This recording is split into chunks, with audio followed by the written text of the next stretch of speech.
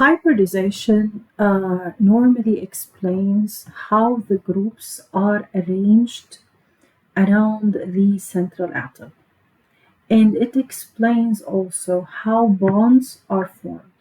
We have two types of bonds. We have a sigma bond and we have a pi bond. So hybridization explains how these bonds are formed and how the groups are arranged around the central atom. So let's have an example. This is the simplest, which is methane. It's an alkane. And I'm going to ask, what's the hybridization of carbon in the CH4? So the first thing that you would need to do, actually there are two ways, but since here I want to ask you to draw the valence bond representation showing all the sigma bonds, you would need to go with this route. So let's start with this one, and then I'll show you an easier way in order to determine the hybridization. So here we're explaining why carbon makes 4 bonds. Always remember, carbon makes 4 bonds so that it's a 0 formal charge. So why carbon makes 4 bonds? The reason why carbon makes 4 bonds, the first thing that you would need to do is get the electronic configuration of carbon. I know that carbon have a 6 atomic number. So if I go and do the electronic configuration of carbon, then I'm going to fill all of these six electrons in there into the s and the p orbitals. So I do have one s2, I have two s2, and then I do have two p2 in there, and then I'm going to stop. So my first shell, which is the K shell, is completely filled, and then the next shell in there, which is the next shell away from the nucleus, this is called the L shell. Now that L shell is not fixed, is not filled. That is n equal to 2, and this one is n equal to 1. And the n is over here. So I have n equal to 2 not filled, so I say that carbon is in group number 4 because carbon has 4 valence electrons. So the last shell, always for every element, it's this shell that contains the valence electrons. And the valence electrons, they represent the group number. So this is why carbon is a group number 4, and it has a valence electrons of 4. The valence electron is the same thing as the group number. And this also explains why carbon forms 4 bonds. So let's explain that. The K shell, I don't care about it because the K shell is completely filled. What I care about is the L shell, which is the shell that is not filled. Why it's not filled? Because I know that P has a capacity of 6 electrons, and right now it has only 2 electrons. So let's go ahead and put the electrons in these shells in there, in the 2s. And in the 2p's, I know that the P is made up of 3 subshells. This is Chem 111 revision, guys. So that is going to be 2px, this is going to be 2py, and that is going to be 2pz. Now for the 2s2, I already have 2 electrons in there. So that is the 2s2, this is the 2 electrons. And for the P, I have 2 electrons as well. So I'm just going to fill 1 electron here and 1 electron there. There is a special thing that happens with carbon, which is called excitation, because I cannot have an orbital or a suborbital that is empty.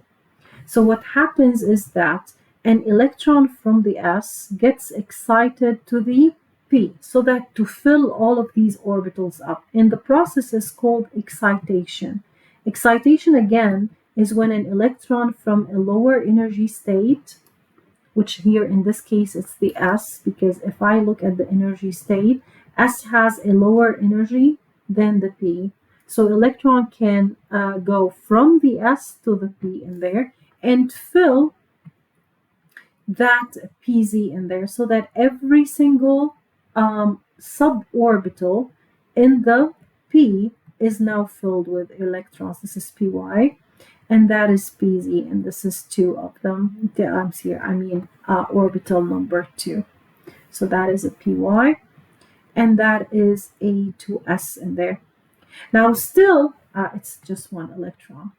Now still, I need to explain why carbon makes 4 bonds, and as you can see, all the bonds are the same. So in order to explain that, carbon undergoes a special merging between those orbitals. So the s orbital and the p orbital, they fuse with each other. They merge with each other. And we call this process hybridization.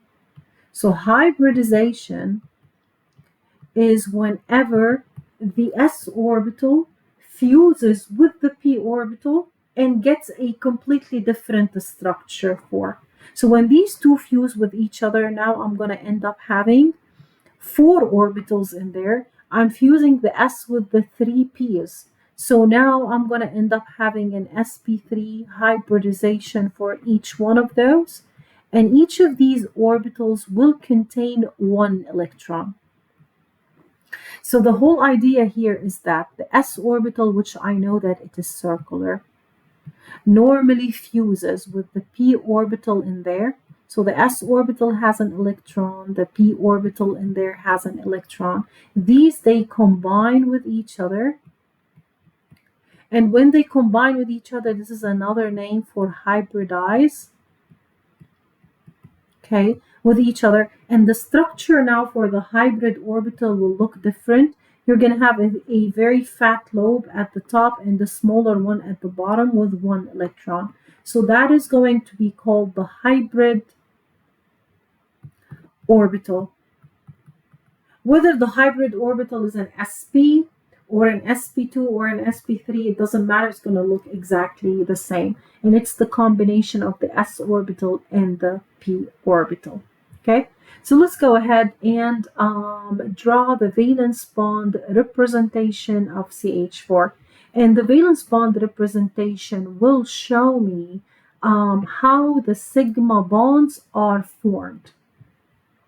So I know over here that the hybridization of the carbon now is an sp3. And this is the other way to do it. You always look at the central atom, okay? Because hybridization is always the central atom.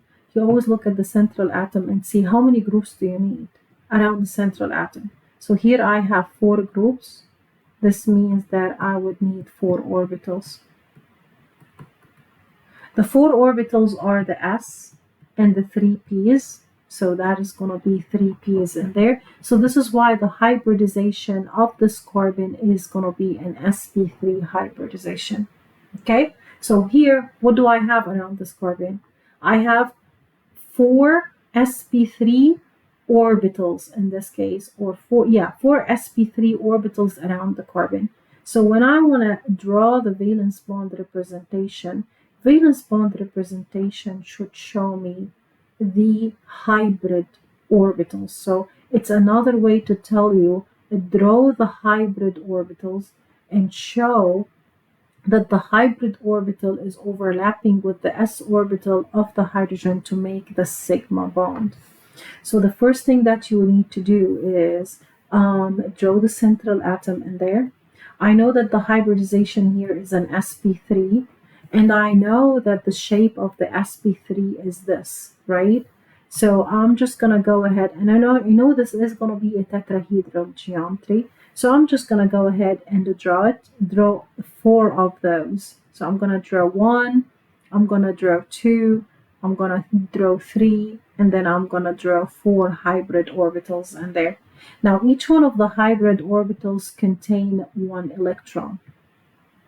Okay, so this is why this carbon over here in the center is an sp3 hybridization. So each one of these orbitals is called a carbon sp3. This one is a carbon sp3 because it's the sp3 that belongs to the carbon. Same thing, carbon sp3, same thing, carbon sp3 in there. Okay, I have 4 of them. Now, each one of these sp3 hybrid carbons, they contain an electron. And this electron will simply overlap with the 1s of the hydrogen. Now, each hydrogen, I know that every hydrogen has an atomic number of 1. So if I want to draw the electronic configuration, then hydrogen is going to be 1s1. So if I want to show the s orbital, normally we represent the s orbital as a circle, and it has 1 electron. So that is the s orbital for every hydrogen. So every hydrogen has an s orbital that contains 1 electron. Okay, so this is why s orbitals are represented by a circle. The p orbitals are represented by a lobe, and each one have 1 electron in there. So every hydrogen here has 1 electron, so I'm just going to draw it in there. This is a hydrogen with 1 electron. I'm going to call it a hydrogen 1s. Now, when the sp carbon sp3 overlaps with the hydrogen 1s, see, you're going to end up having 2 electrons in there. Every 2 electrons make a bond, and that bond, we're going to call it a sigma bond. Okay, so this is why this bond is a sigma. We're going to do the same thing for each one of those because we do have 4 hydrogens. So this is a hydrogen 1s, this is a hydrogen 1s there, that is a hydrogen 1s, and that is going to be a sigma for each one of those. So this is a sigma in there, and a sigma in there. So if I ask you, those 4 sigma bonds in there, they are the overlap of what orbitals? Actually, they're the overlap of the carbon sp3 with the hydrogen 1s. When they overlap with each other, they make these 2 electrons, and I know that every bond is a 2 electron. So this is going to be our sigma bond. And this is how sigma bonds are formed. This is one way to form a sigma bond. Whenever you have a carbon sp3 that is bonded to a hydrogen, then this is definitely a sigma bond. Let's have another example now with water. So with water here, no need for you to go ahead and do the electronic configuration as I did, because hybridization applies for carbons, oxygens, and nitrogens in there. So go ahead and apply the simple rule about the groups around the central atom. So to know the hybridization, always look at the central atom and see how many groups around the central atom, including the lone pairs. Okay, so here I do have 2 groups around the central atom, and I do have 2 lone pairs around the central atom. So in this case, I have a total of 4 groups around the central atom. 4 groups implies I need 4 orbitals in there. And to get the 4 orbitals is going to be the s and the 3 p's. This is the 4 orbitals, so I know that the hybridization of this oxygen is going to be an sp3 hybridization. So let's go ahead and draw that. So I'm just going to draw the oxygen in there. I know this is bent. This is tetrahedral bent molecular shape. So I'm going to go ahead and draw the 4 sp3 orbitals in there. So I have 4 of them. This is it, and that is it. So I have 4 of those, and each one of them has, actually these 2 have 1 electron, but don't forget that you do have lone pairs in there. So these lone pairs, they're going to belong to the hybrid sp3. So I'm going to end up having hybrid sp3s that have 2 electrons because they are lone pairs, and the other hybrid sp3s, they are going to overlap with the hydrogen 1s to make a sigma bond.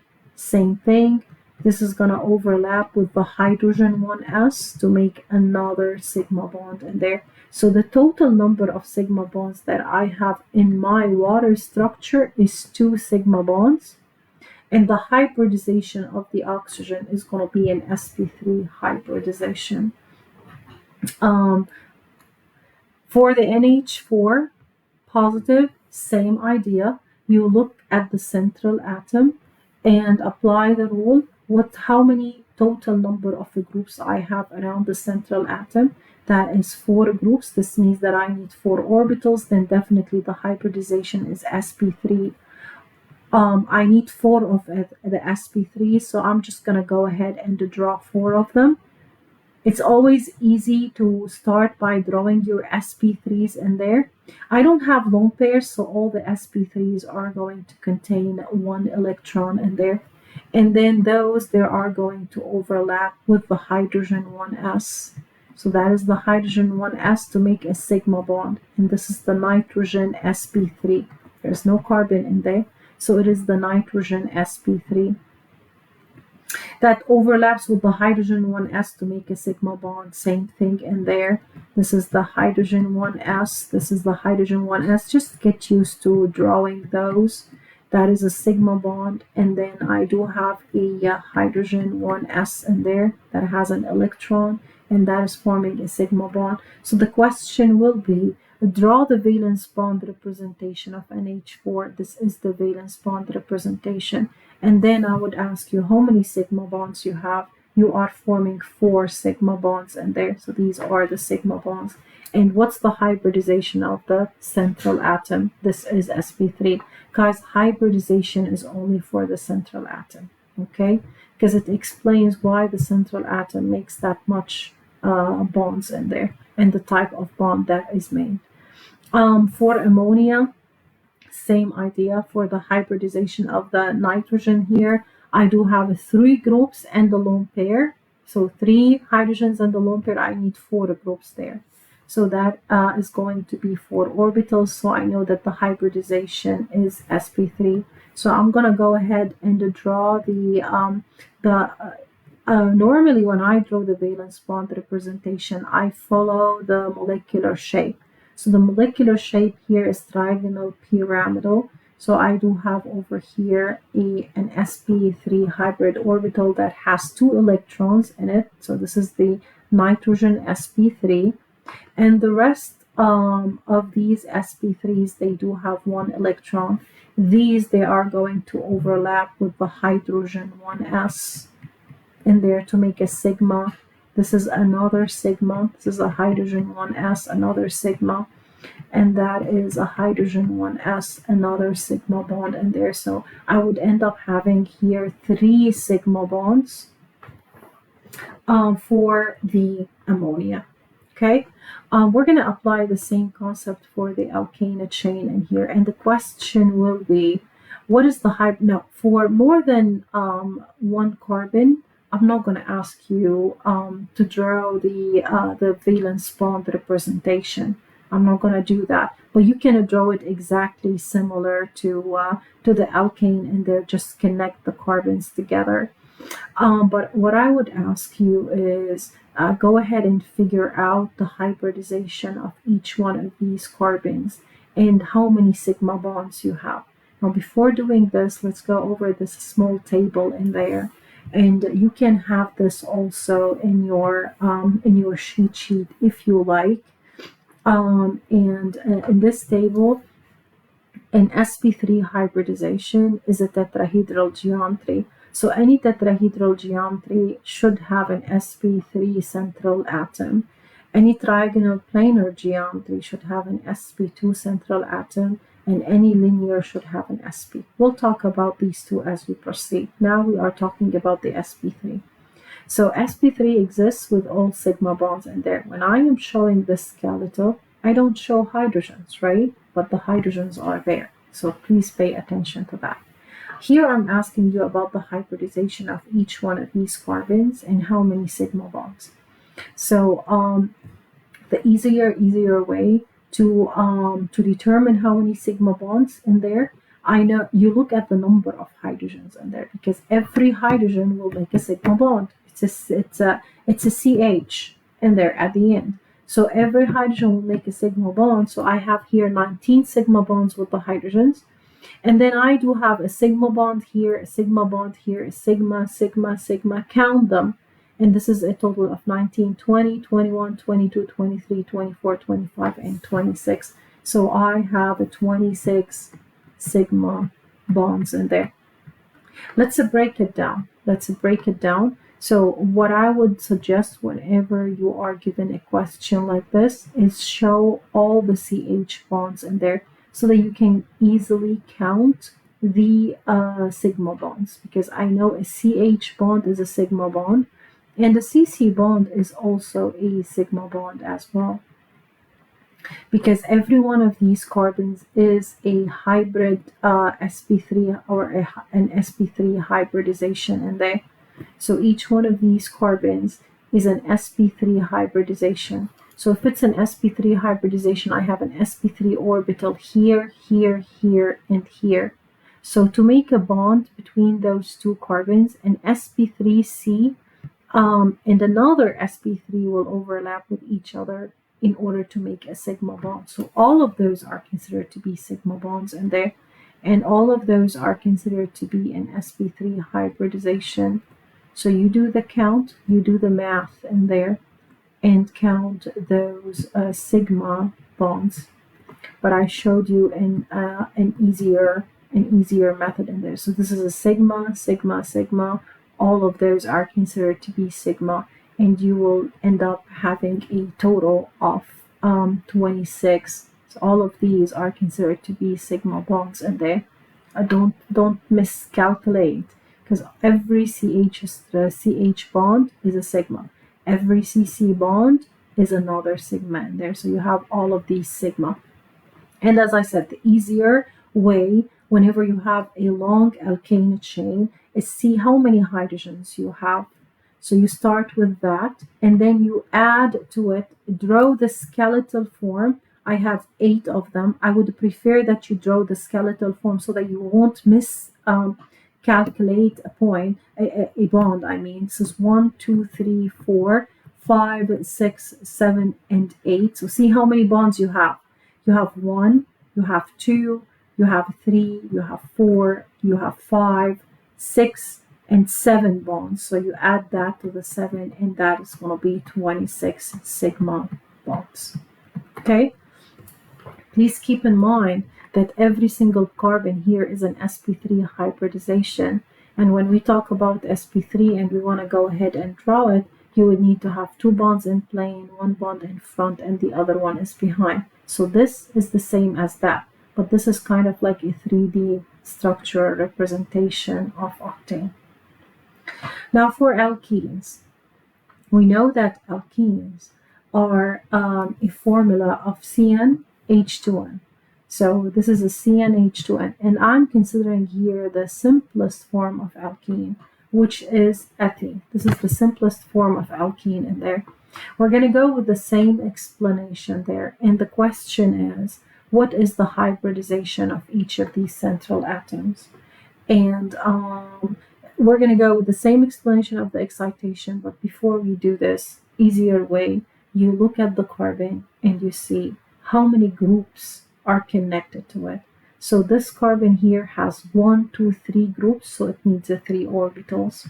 So it's an S and 2 P's. And it does make sense because an sp2 hybridization is a bond angle of 120.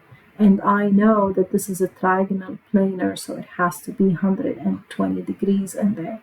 Okay, so each one of these carbons is an sp2 hybridization. Notice again, very important, hybridization is just for the central atom in there. So in order to explain it in the other way, why carbon here is an sp2 hybridization, we're going to do exactly the same thing. We're going to get the electronic configuration of carbon. We're going to look at the valence shell in here, which has 4 electrons that are not filled. So, and we're going to go ahead and lay them over here. We're going to do the excitation as we did before, and then we're going to stop.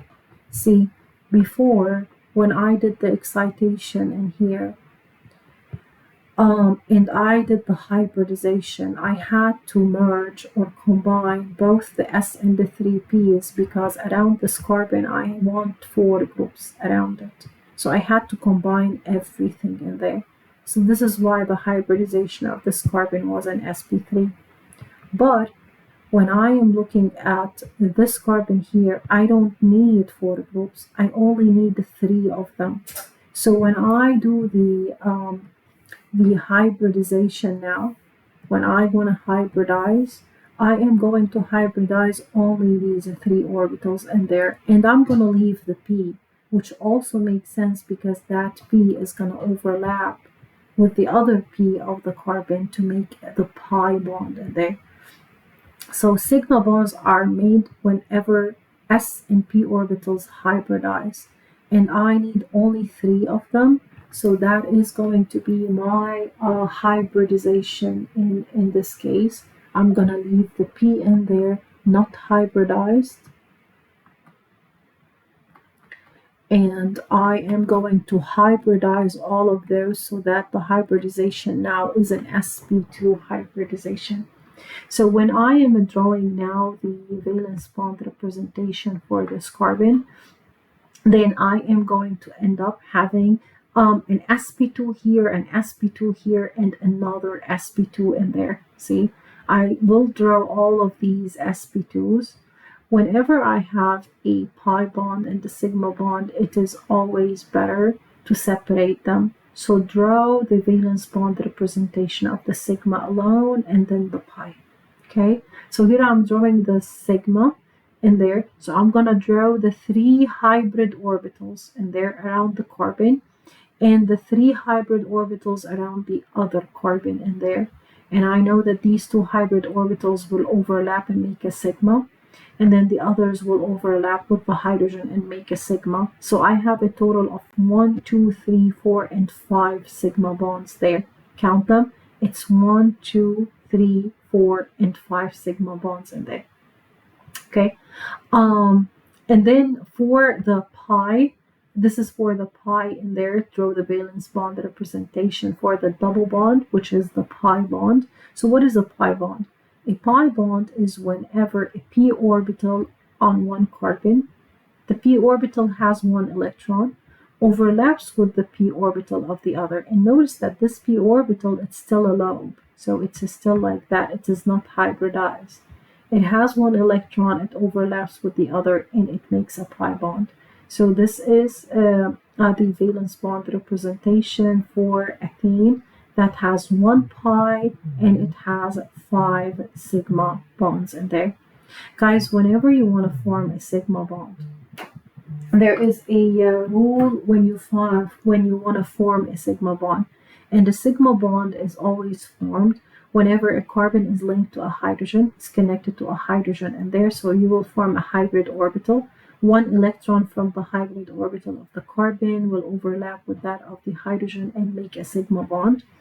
Another way to form a sigma bond is whenever you have 2 hybrid orbitals that overlap with each other. Those are going to make a sigma bond as well. And this is the rule of making a sigma bond. It's from the CH and from the CC.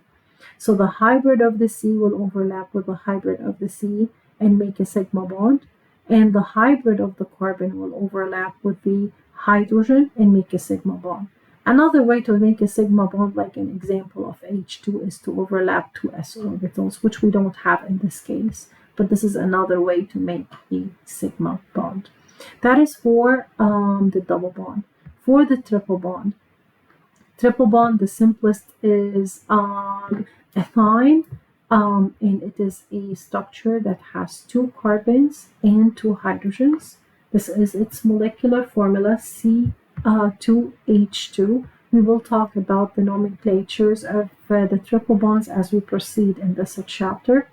And it's exactly the same thing now. My question is, what's the hybridization of each of these atoms in there? And to draw the valence bond representation to show the sigma and the pi bond. So I look at the carbon and see how many groups it's connected to. So this carbon is connected to 2 groups in there. This is 1 and this is 2 in there. I have 2 groups, so I need 2 hybrid orbitals. Same thing for the other carbon. It's connected to 2 groups. This is 1 and this is another. So now my hybridization is an sp for the other one as well. Normally sp3 hybrid carbons, these are linear. So when you're working with triple bonds, you always draw them as a straight line. Please pay attention to that. It is linear, and the bond angle over here is going to be 180 degrees. Back to the rule over here, that whenever you are working with a hybridization of an sp, your geometry is going to be linear. If you're working with a hybridization of sp2, it's going to be trigonal, planar, 120-degree angle, and tetrahedral, it has to be an sp3 with a 109.5 degree angle in there. So following the same explanation in here, just showing you what's the leftover in order to make those two pi's, because triple bond has 1 sigma and 2 pi's. From where did they come from?